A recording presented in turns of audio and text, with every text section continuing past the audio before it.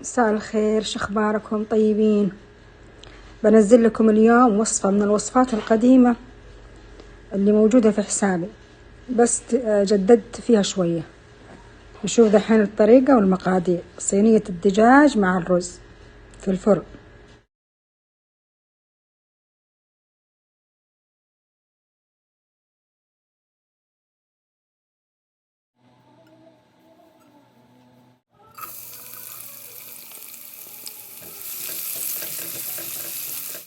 حطيت الزيت والبصل، يدبل البصل شوية أحط الثوم، تطلع ريحة الثوم أحط الدجاج.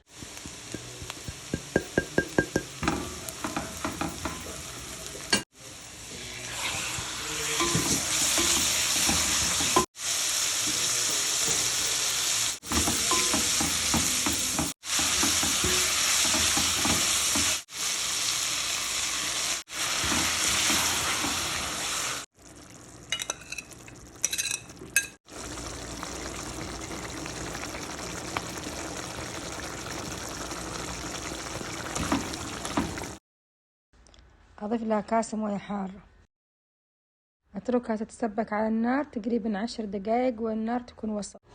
استوى الدجاج واستوت البطاطس، أضيف لها نص كاسة كريمة طبخ، أخليها شوية على النار بعدين أطفي عليها.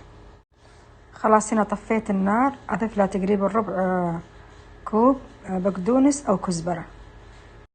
عندي هنا 3 كاسات رز مغسول ومنقوع. لما نقعت الرز أضفت ملعقتين خل أبيض، أضفت زبدة للرز وأضيف تقريبا ربع كوب شبث.